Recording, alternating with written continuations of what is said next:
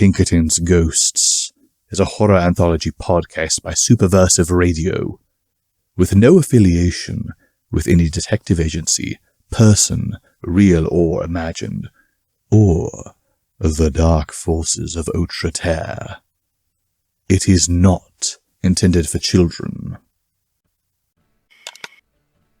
I'll tell you another story from my travels with baby Jack. I reached the Ozarks sometime around fall. Kansas was hell. I said I'd talk about it, but I dread remembering it. The mouths in the corn bled and whispered to me things to come and secrets of past. They told me that the god of the corn and blood was awake and moving, that the South American nations had weakened in their faith enough that he and his kin are no longer suppressed. The corn bled and laughed, mile and mile, county by county, a harvest of laughing hatred. I blame the chemicals. Atrazine is a hell of a drug. I came out of Kansas a wreck. I wanted nothing to do with people. I wanted nothing to do with any gods. I could only just bear to keep carrying the Bible I took from the cabin. I was not reading it, but I kept it as a totem. I couldn't be found if I kept it. Not by Pike, not by the demon of the corn, not by anyone who meant me harm. I didn't get a good answer to my prayers. I crested a big hill at the border of Missouri and Kansas. The rock and shale prevented good crops. It was a sort of dust heap of rock and hardy trees on the border of the Ozark Range. I turned to look at the crops. They weren't following me. I had to check control. You never know. Someone else was. How they found me or tracked me, I don't know. I could see them smelling something about the chupacabras in Burlington. I wouldn't have thought that a small gas station like that would have cameras. There was a large semi-truck sitting on a flat patch of dirt just within sight. I could tell nothing about it. I could not see any symbol or marker for the source. A man knelt down with a rifle at his shoulder. I commanded my body to move, but it was too late. I was struck in the side and fell down, rolling into the brush cover. I was not badly wounded, but I could see a smoke come out of the hole in my flesh. I didn't bleed too much. I couldn't find a bullet. I was pierced, but nothing? Where did the smoke come from? What was that smell? It burned my nose. Acrid and subtle, it dissipated into the air. Jack was crying. I held him. His mewling punctuated my thoughts, made it hard to think. I poked an eye through the grass to see my adversary. The man who had shot me was joined by a younger-looking man in a suit. Between the two of them, they unlocked the back of the semi-trailer. A serpentine head peeked out of the shadows of the truck. Green eyes glittered, and a black tongue flicked out. The red scales of the head faded into the orange-black of the leopard-like pelt. Its shoulders were like big cats, but the orange and black markings changed to pure gold fur, which fell down its legs and deer hooves like willow branches. What in God's green earth was that? I bet a pound of flesh that this thing never saw eaten. The head reared into the air, the neck being twice as long as the body, and breathed in. My mind and body put things together before I consciously realized it. The smell, the marking, the light wound. I was about to be hunted. And I don't mean like the Masons who waited for me in the towns and cities they had sway over. Just sitting there, waiting for an opportune moment. I mean hunted like a beast. I ran over the top, I still had some bottled water from a spring I was led to during my walk across Kansas, and I poured it over the wound. The acrid smell did not go away. Behind me, a dog started to bark. Loud, rolling, repeating in on itself like it didn't have to breathe. Then another dog joined in. Keen, high, almost like a whine, like a Shih Tzu unleashing its rage on Mommy's white bag. Another roared so loud that I tripped on some rocks. I slammed down on the ground. I picked myself back up. Jack was still crying. I shushed him as best I could. I was bleeding. I was leaving a trail a blind man could follow, much less some hunting beast. I ran over the hill and started to run down the hill. I had plenty of practice at this point. I was making good time. It did not matter. I heard the galloping. The barking was getting louder. More and more dogs joined the braying. The wall of noise, the piercing roars. I jumped over a stream and ran into thicker tree cover. The acrid smell stayed with me, even as I passed through tree after tree. Something was making my blood crust over faster than usual. The barking got closer. I put on more speed. I wasn't thinking anymore. I could still hear Jack crying. I was aware of him crying. It loomed like the shadow of a skyscraper over my mind palace. I thought of escape. I thought of the beast. I thought of him crying. I leapt another brook. I could hear crashing around the source of the barking. Barking, barking, barking! I screamed for help. Anyone! God, please, help me! I tripped again. I rolled, protecting Jack with a cage of my arms and legs. I got up, but my legs turned to jelly. I couldn't breathe. I heaved in and out until I felt my breath return. The barking was so loud, I felt deaf to anything else. I pulled my gun, turned and fired. The bullet pinged off the scales of the snake-like head. It did little more than dent the flesh. I fired again, aiming for an eye. Its head dodged. The bullet scratched the body. The blood squirted. The barking was so loud. I fell to my knees, covering my ears. I couldn't hear Jack anymore, but I could sense him cry. The barking stopped. I felt hot breath. I felt despair rolling over me. A hoof came near, stepping on the grass and crushing it. I could not bear it anymore. I looked up. The monster's face was inches from my own. The mouth opened wider and swallowed us whole. I blacked out. I woke up in a fleshy sack. It held me tight, but not so tight I couldn't move.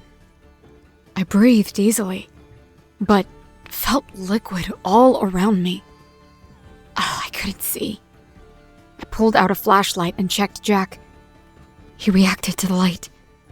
He mewled and whimpered dully. I could hear him again. My wits eluded me for a long moment. Why could I breathe? Why wasn't I and Jack suffocated? Or poisoned, or digested, or...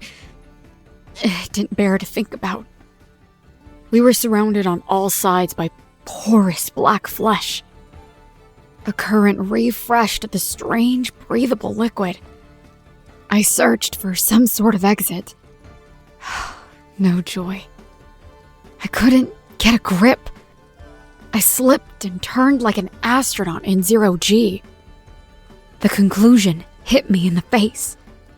This organic weapon was designed to capture a target and bring them back. The semi-truck. I had to escape. I pulled out my fish knife, my sharpest cutter. I pushed against the flesh walls as best I could. I found no purchase. The knife could not cut the mucus. If I pressed against the walls, it gave me leverage. The flesh gave and ruined my strength. I free-floated in the pouch, and nothing I did made any effect. It didn't matter. Exhaustion destroyed my will to fight. The despair came on me again. I curled into a ball around Jack. I heard the beast's heartbeat running at 60 miles an hour. For an untold moment, my world was a heart, the warm liquid, and Jack. Then, the heartbeat changed. I could hear barking once more. I shivered, keeping Jack close to me. I lost consciousness and dreamed of the compound. My mother was a thin woman with crazy eyes. It took years to come to grips with, but she did not love me. But she wanted me because she knew I could open doors for her. There's always been that type, the vampire mother, crouching over her offspring. What I could do to Jack, she did to me. But she was smart. Smarter than I gave her credit for while I was with her. She wanted something. Something only men like Pike could give her. And they never wanted a dry hippie like her. She knew I'd be picked off the ground, with no recourse if she wasn't careful. To protect her little prize, she surrounded me with sisters who blocked danger for me and were supposed to be my friends. They hated me. I saw their eyes when they knew what I had to do. I was ignorant to it all. Until Venla died. The compound started as a few Quonset huts built on heavily forested ground. It was cold in winter, warm in summer. Even when they started to build log cabins around them. Nature was everywhere. In the middle of the compound, surrounding it like a wall. We even had to clear trees from near the Baphomet statue because the roots would attack the concrete base and try to break it apart. I spent my childhood running and playing and climbing and more. If it was a vacation, you'd come back every year. When Venla and I had time off, we went exploring, or climbing something, or... She and I were a pair of tomboys, Control. Can you tell that I miss her? It's a hard thing knowing she went to hell. The tree limb snapped and her neck snapped when she connected with the ground. There was a beam of light reaching into the heavens. Then black hands, made of shadow, smoke, and starry night, reached out and pulled the light to the ground. Sulfur, flame, and rotted meat filled my nose as if someone had punched me in the face, and I bled freely. It wasn't the same after. The next girl wasn't as energetic as Venla, and we fought until she disappeared. It happened more than once.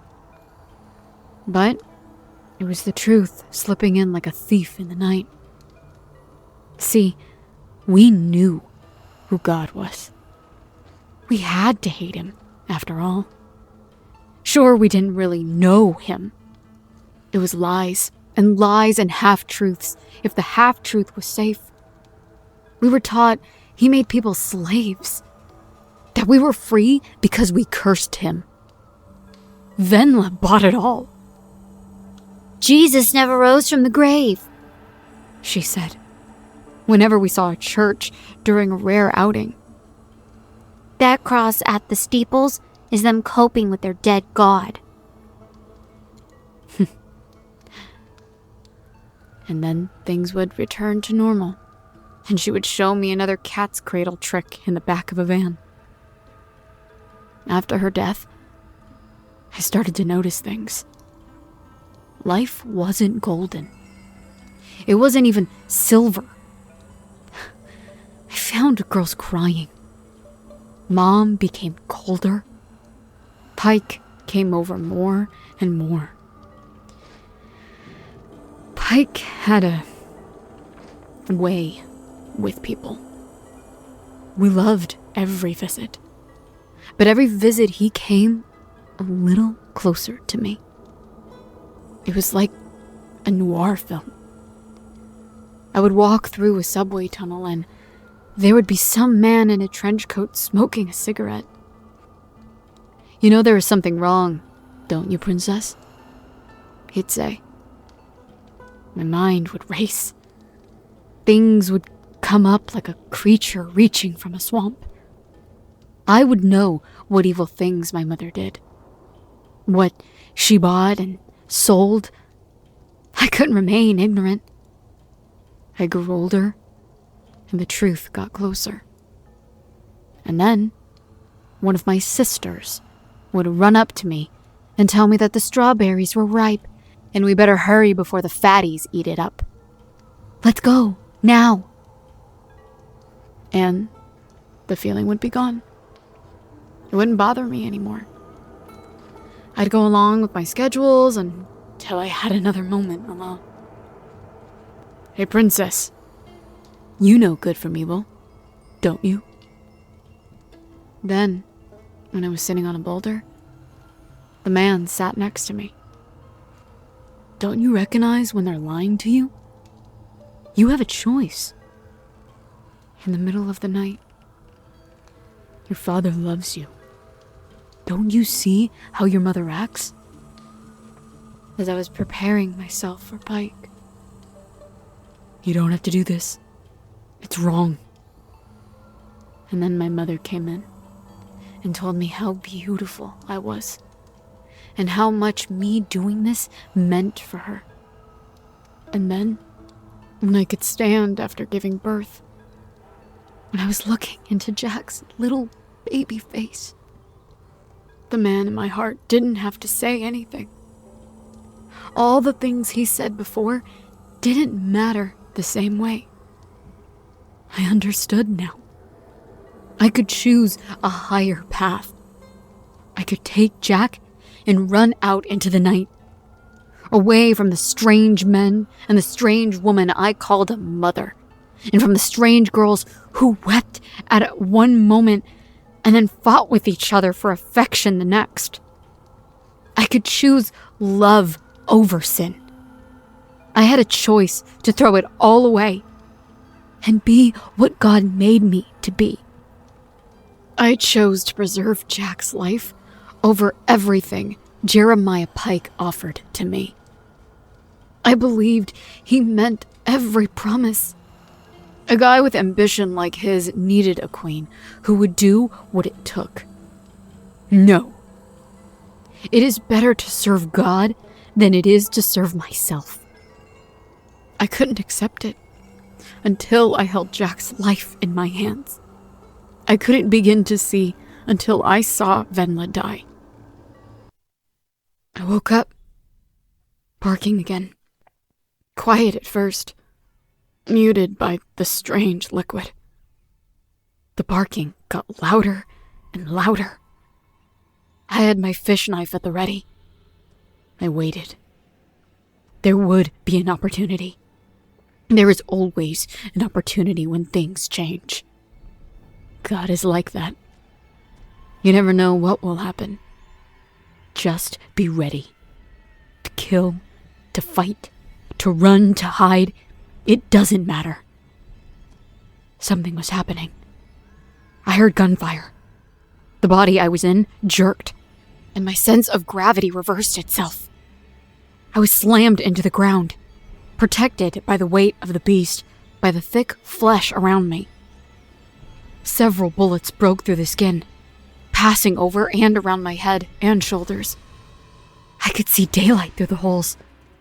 I slammed my knife through the beast's hole and unzipped the pouch. The barks turned into screams. While I was retching on the ground, it ran away. I cared for Jack. He and I spit up the vomit. I could breathe. We weren't asphyxiating, but then I could breathe again.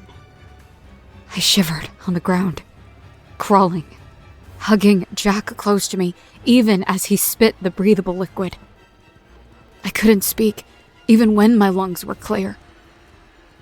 You're Orion's daughter, aren't you? Tom Morrow's granddaughter? A man, well over 6 feet tall, walked into my sight. He stayed away, which was a comfort.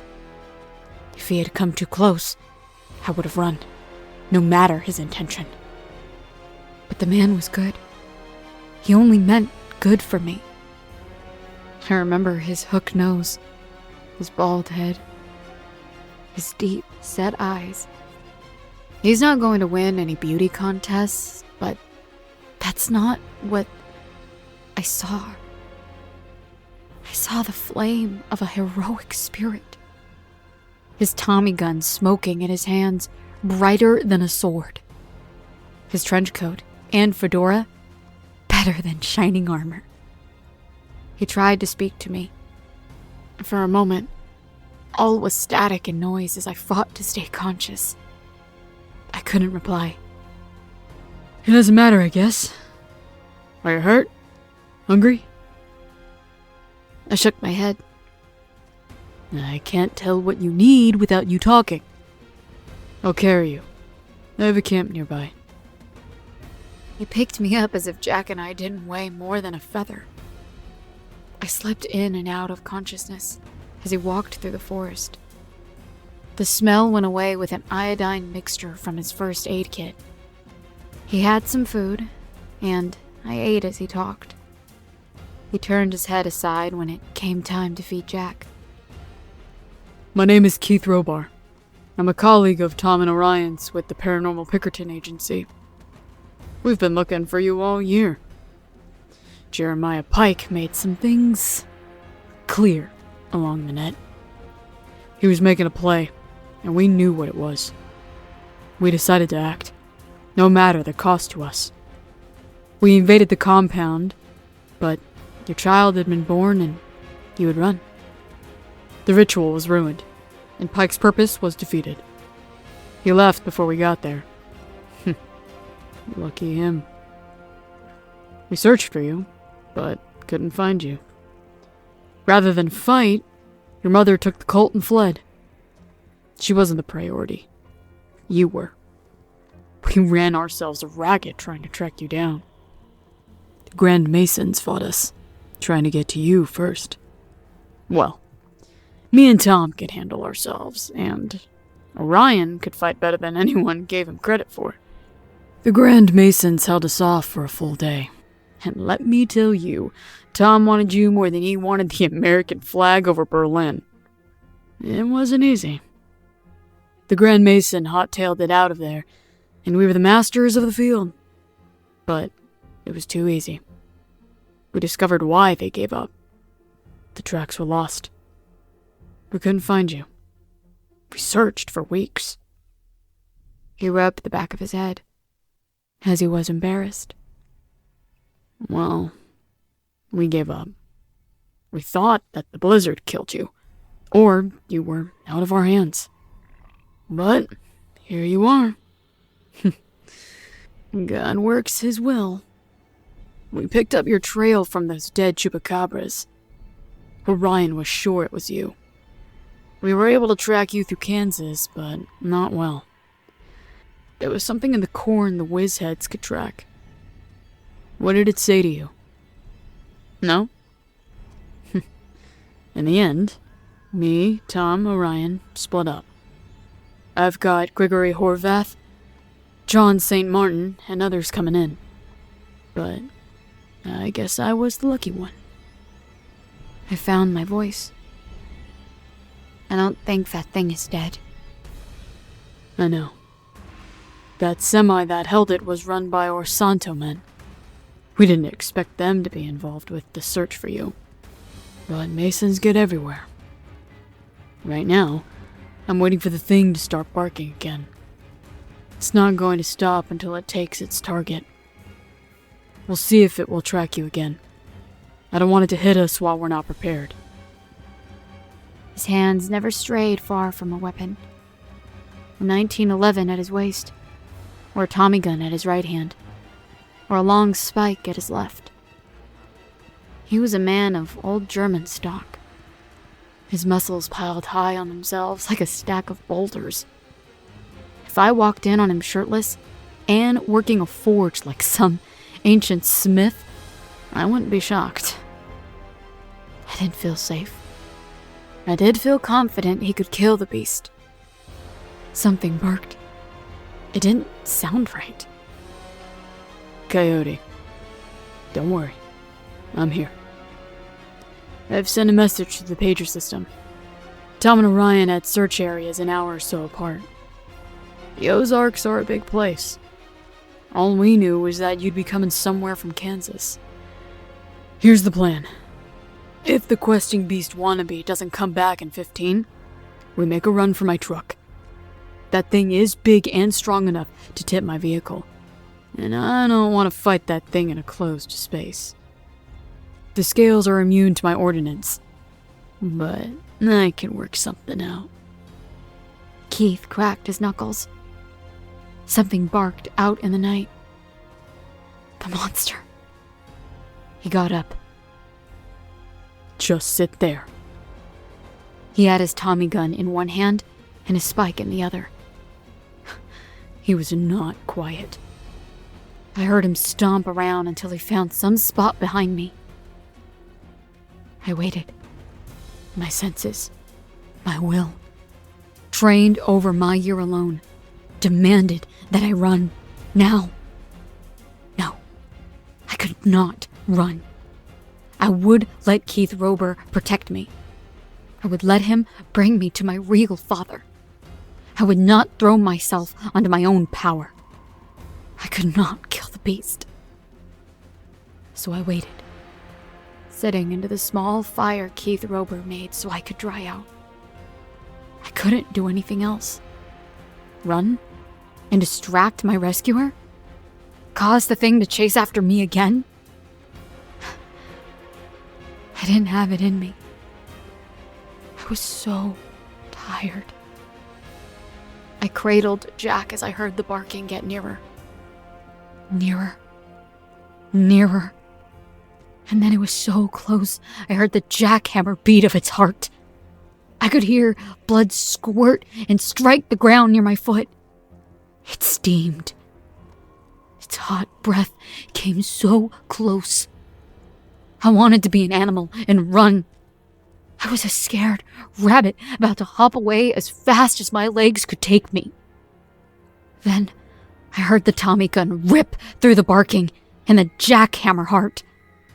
I heard the barks change to a scream.